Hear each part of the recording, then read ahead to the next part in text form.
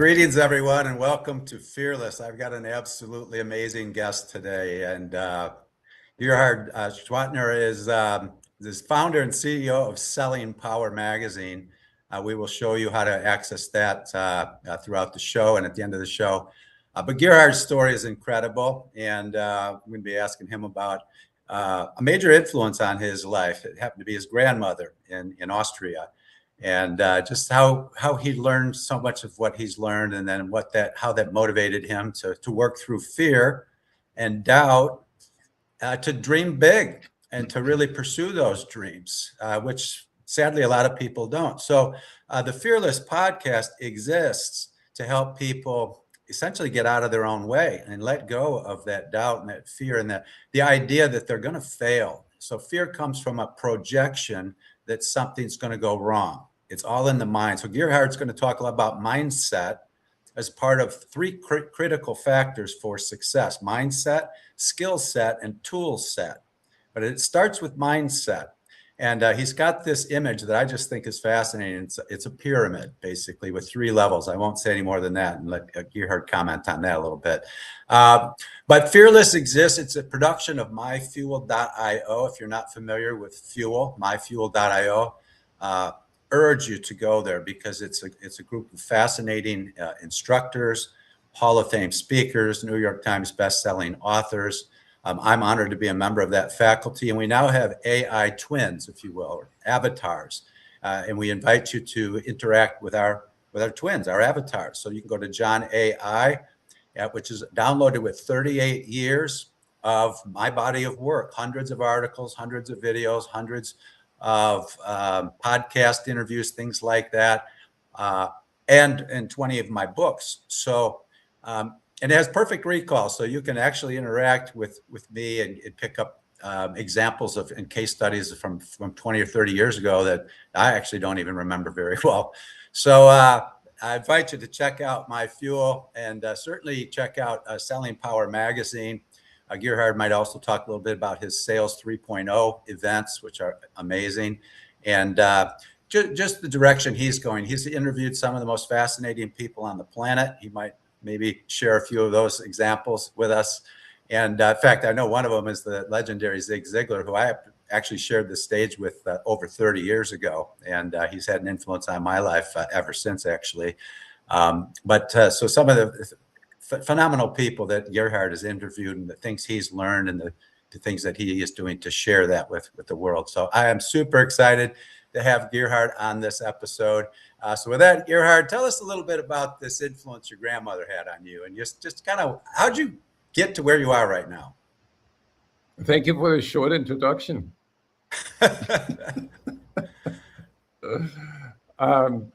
When I think about Fearless, I think it's such a useful podcast, what you're doing for people, because when people are gripped by fear, captivated by fear, they do not really know that what Ziglar said, fear is an acronym: false evidence appearing real. And what makes fear real is the mindset. And as you said earlier, there are three levels to the mindset. And you asked me about my growing up years. Those are the years where you get what I call the implanted mindset. So your parents, your siblings, your family, in my case, my grandmother implanted really wonderful seeds that are still growing in my mind. But other people implanted weeds, and it's our choice to let them grow. So you imagine your mindset like a garden that has flowers and weeds, and it's up to us to water the flowers and stop watering the weeds. So the question is, how do we do that? Because fear, when we look at an external event and we experience fear, if we have a mindset, a belief system that says, I can handle this, I can master that challenge, I can rise to the occasion, then you will not experience fear. You transform fear into confidence in an instant. And a lot of people that I've interviewed, like Tony Robbins or Dr. David Burns or Dr. Marty Seligman, Dr. Albert Ellis, there's so many psychologists that have studied that say it is not the event that creates the fear. It's our thoughts about the event that creates the fear. And by changing the narrative, by changing the thoughts, by challenging to the thoughts, is this what evidence do I have that what I'm is real? And you can talk your way out of anything. You talk your way out of going to the gym, and you're very successful at it at times. But at the same token, you can talk yourself out of fear as well. So the way to look at it is your mind should be like, in your imagination, like a guest house that you own, an Airbnb, where guests come in and then they leave. And thoughts are like guests. So if you treat guests like, your thoughts, even the craziest thoughts, as guests that come into your guest house, you don't close the door on them. You allow them to express themselves. Go and sit on the couch. What is your message? What are you telling me? What can I learn from you? And have that internal dialogue. I'm getting an echo. You're getting an echo? Yeah. I think it's Scott that's creating the echo, your technician. Yeah, Scott, if you can correct that real time while we're talking, that'd be great. So, but I think, sometimes that happens with Restream. But back to that dialogue that you have with yourself about the external reality, what is happening. You hear out that thought. You don't fight it. You accept it. And eventually, every thought is going to leave. There's no fixed mindset, if you will. It's all fluid. And going back to the pyramid, the mindset pyramid, the implanted mindset is what we learn from our parents, from doing our upbringing. The second level is the imprinted mindset, meaning what we learn from our teachers, from our mentors that prepare us for life, that give us the knowledge and the skills that we need to succeed in life. And then there's a third level that everybody has. It's the inspired mindset. What are your dreams? What are your aspirations? What do you want to be when you grow up? What do you want to do next year? What do you want to do over the next 5 years? And the question is really, what do you want for yourself? What do you want to get out of life? And when John tells his story, he was educated with the imprinted, or I would say it's the implanted mindset, that going to church gave you, for some reason, the thought that you may not be worthy of anything, that you have to be humble and not stand up for yourself. And you eventually changed that internal dialogue and challenged those thoughts. And you taught yourself how to think differently, so that now you feel you're worthy because you're making a contribution, and you grow through those contributions, and you grow by educating other people. Absolutely. And the way I think about it, Gerhard, is that if you're going to give worth to the world, you have to feel worth in yourself. You have to feel value, right? And you use that same logic in terms of likability. You speak with salespeople all over the world, sales leaders actually, and it's like, do you like yourself? Do you like your company? Because if you don't like yourself or your company, you're going to have a hard time getting a customer to like you, right? So It's the same thing with worth. I think you've got to value your worthiness and the potential that we all have. We have immense potential that we just don't tap. You've also quoted the National Institute of Health in the past with, we have roughly 60,000 thoughts per day. But what's interesting is 80% of those are negative. 80% of our thoughts each day are negative. So that gets right to me. That gets to that implanted mindset. We somehow we get these seeds of negativity. And by the way, we're surrounded by negativity all the time, right? You put on the news and you're going to see how bad things are. You listen to certain people commiserating and the sky is falling. So I think in terms of mindset, one of the most important things that anybody can do is examine your mind. Be mindful, go inside and just start looking at what programming am I running on? And it's tricky. And I think the first step to change is awareness that those thoughts are happening, whether you want it or not. This is how we were wired it's the fight in the brain. We have the prefrontal cortex, which is the part of the brain that allows you to make decisions. And then there's the amygdala, that there's the instinctive reaction to danger. And we need to recognize that there is a function that's very worthwhile for our brain. So we shouldn't shut it down, or we shouldn't anesthetize it. We should examine it. And I've talked to so many people, like Tony Robbins is another one, that where he wrote the book, Awaken the Giant Within, which is analogous to your own story, Tom, where you have developed that inner giant and became that person that you wanted to be.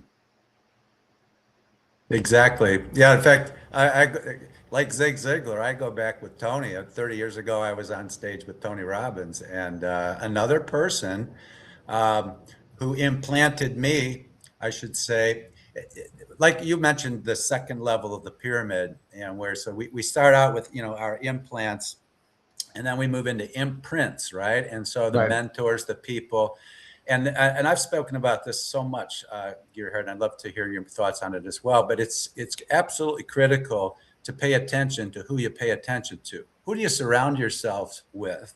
And if you really want to be successful at something, examine people who are successful at it.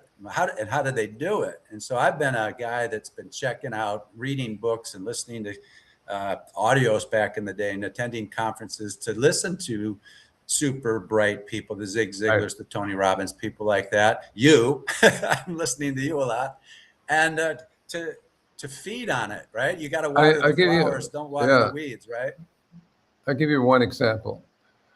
I remember when I wanted to interview Donald Trump. My mind said, you have no chance. There's no way. So I usually, when I put somebody on the cover, like Zig Ziglar or Tony Robbins or Marc Benioff, I sent out 5 or 6 letters. We had no email at the time. And usually one would respond, like send a letter to Malcolm Forbes. And he called me within 48 hours. And I said, I'd love to do a cover story. I'd love to do an interview. And he says, when do you want to do it? And I said, how about now? And he says, yes, I have a half an hour, plugged in my tape recorder, got a cover story. He reprinted the cover story word for word in Forbes magazine. We got huge exposure. And going back to Trump, I wrote like maybe 7 or 8 letters, never got a response. And then I read an article about his assistant, Norma Federer, at the time. And she liked chocolate. So I called New York's Maison du Chocolat, that has Belgian truffle chocolates, really sinful, beautiful. I sent her a box of chocolates with a messenger. And I made the call at maybe at 10:30 in the morning. At 1 o'clock in the afternoon, I got a call from Norma saying, Gerhard, what do you want? And I said, New York style, And I said, Norma, 20 minutes with the Donald. And she says, can you come on Tuesday at 1 o'clock? I said, consider it done. So I showed up on Tuesday. On Monday, I had dinner with the CMO of Kodak, Jeffrey Hazlett, and he gave me a camera, the first underwater disposable camera that Kodak has developed. And I thought I got to do something. I'm always regifting things. So I walked into Donald's office and said hello. And I said, I brought a present for your son, Eric, because he likes swimming in the pool at Mar-a-Lago. And maybe he can take some underwater pictures of his brother. And I said, this is the first disposable underwater camera. And he was grinning and he had a good time. He looked at it and he says, have a seat. What are your questions? And I went through I had like 20 questions, but after 7, he wanted to cut it off. And he says, I think that's good for a cover story. And I said, it's good for a solid article in Selling Power, but if you want the cover, I have 5 more questions. And he said, go ahead. And so the one takeaway from this, I asked him about success, and I was very intrigued about his perception of how people become successful. And he pointed out that you need 2 qualities. You have to be a good idea person, and you have to be a good implementer. And he said, of course, I'm both. I'm a good idea man, and I'm a good implementer. And then I couldn't hold myself back, and I said, Mr. Trump, you're forgetting something. And he says, what? I said, you're also very modest. And it actually cracked him up, and we had a good laugh. Yeah, well, there's 2 things that I think are so important. Now, one is the courage and the desire to execute, to go for it. I've heard you say in the past, thinking is cheap, right? And so you got to be willing expensive. to. Yeah, and action's expensive, and so you got. And you have to be able to go for it. The second thing I hear you speaking about so well is creativity. So courage is one thing. You gotta act, you gotta do something. But the other one is you gotta think out of the box just a little bit, right? And so the idea of the chocolates, and then the idea of the Kodak underwater camera. You don't plan all those kinds of things typically, don't. Right? You just happen. Yeah. You got to be willing to go with the flow, and that takes a deep level of, I think, trust in the flow of life. I think the worst thing people can do is put the brakes on and resist flow, resist change. The best thing I think you can do is just pivot when you need to, but resistance isn't going to get you very far. You got to get out and make the call. You got to put 7 letters out and then you got to think outside that box to get attention. And you're masterful at that, Gerhard. I love these stories. I have another story where I felt I wasn't worthy at the time, like you, but I was able to silence that voice. I was in Florida giving a speech at the Doral for an Indian company owner who had selected that place as President's Club for 300 salespeople. And I was the luncheon speaker. And he said, I have a surprise for the dinner speaker. And he wouldn't say, and nobody knew. And so I finished my speech. We had lunch, and after lunch, he walked over to me and he says, do you play golf? And I said, yeah. He says, would you like to join me for a round of golf? At 2:30. And I said, why not? Yeah, I'd love to. And he says, I have a special guest. A dinner speaker is coming and he's going to join us. And guess who the dinner speaker was? I don't know. I know he likes golf. Bill Clinton. Oh, it's Bill Clinton. Okay. Right. Yeah, wow. So yeah. I thought I don't know how to handle that. I've never played golf with that kind of caliber person, and he was out of office at the time.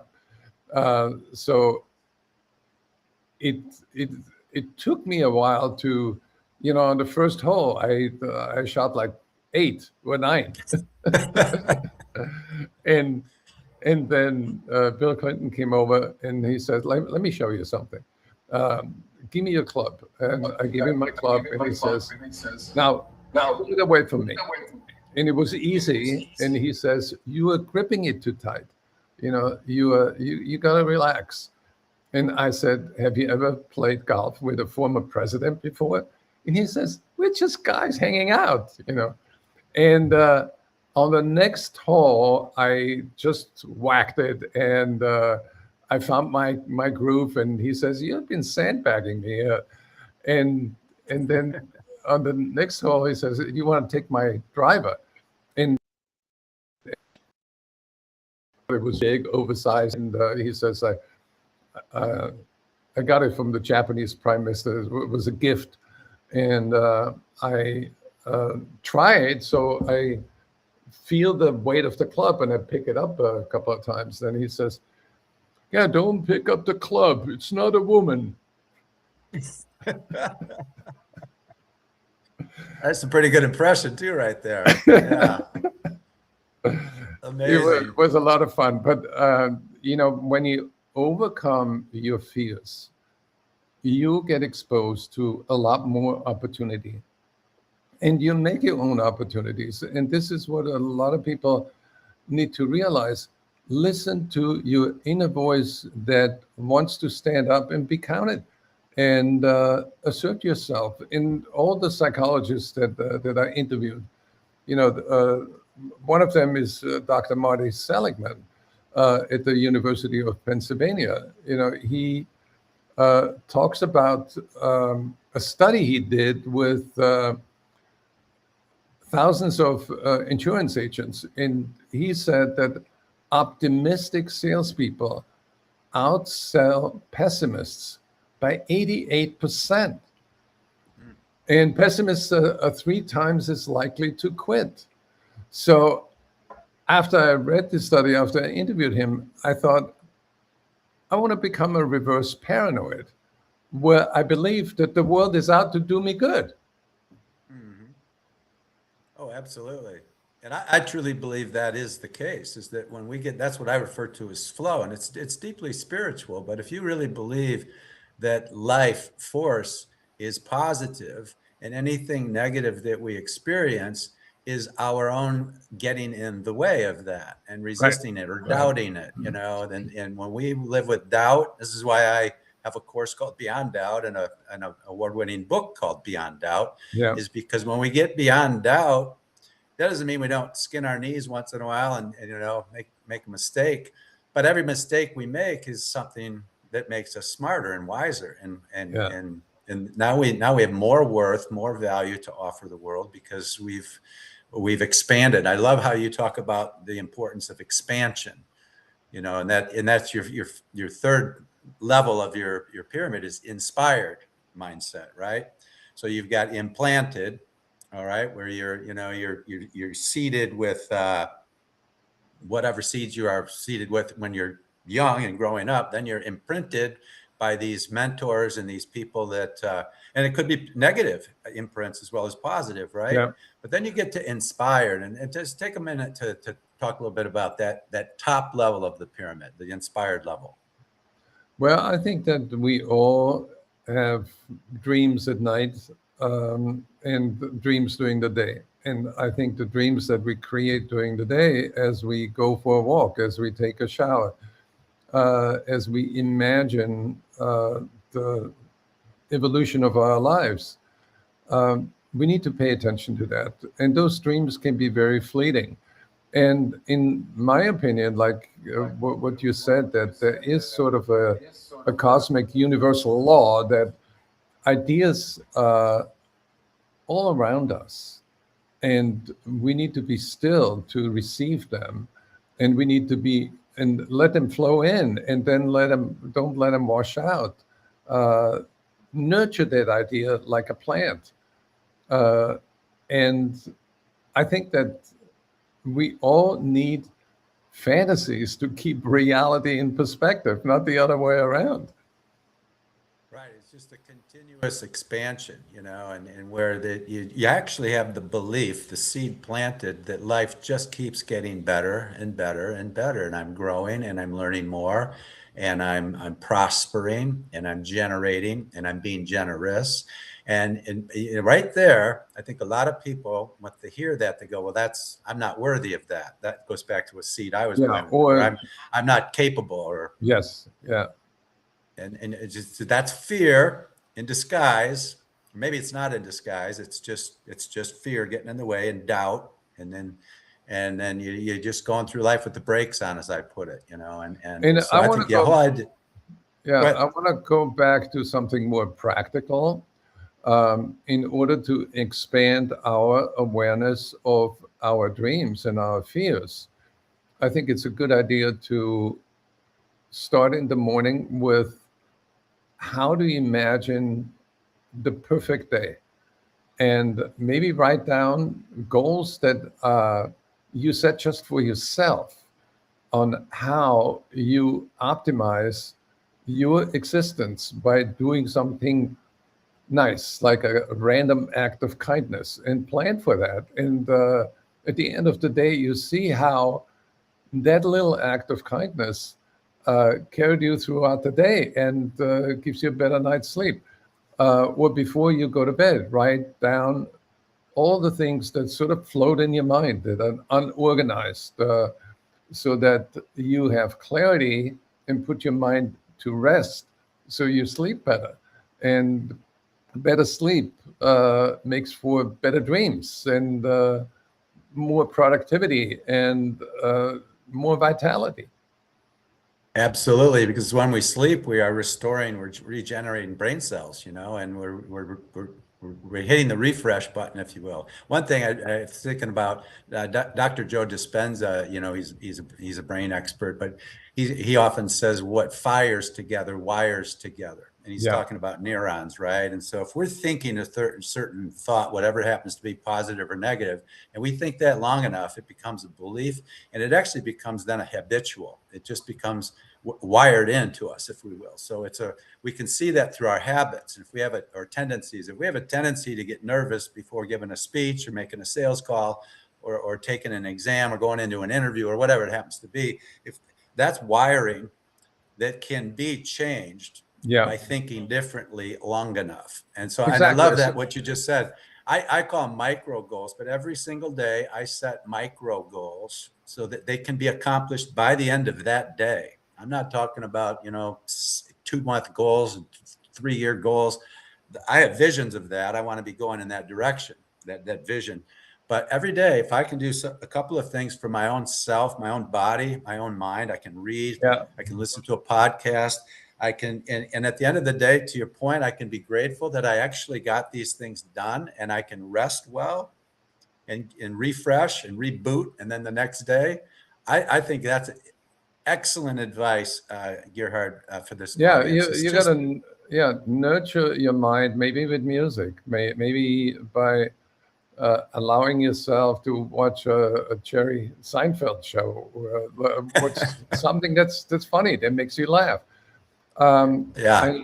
I remember also having a brief conversation with Dr. Viktor Frankl, who wrote the book Man's Search for Meaning, which is such an amazing book. Yeah, I And read that. at the core of his philosophy, there's one sentence that struck me, which is human existence always points beyond itself. So when you think about fear and doubt, self-doubt, it always points at you. The world is not about you. The world is about you contributing to a better world. And by doing that, those fears vanish. Absolutely. And I always say, if people are struggling with their purpose in life, let me try to break it down for you simply. You've been blessed with gifts, give them away. Take your gifts, your talents, polish them. That's skill set. So start with mindset, to Yeah. your point. We got to Right. start by what's Right. going on in the mind. Then let's take, the gifts we've been given, and let's refine them into skill set. So now we can give away those gifts skillfully. And then the third factor that you talk a lot about is tool set. So if you're playing golf with Bill Clinton, you got to have a decent set of clubs if you're going to play. But if you do have a decent set of clubs and you don't have the skill to play, that's not going to be very helpful. The clubs are just tools, right? And if you don't have the mindset that a winner has, to develop those skills. So I love that simple model that you use, the skills, the mindset, skill set, and tool set.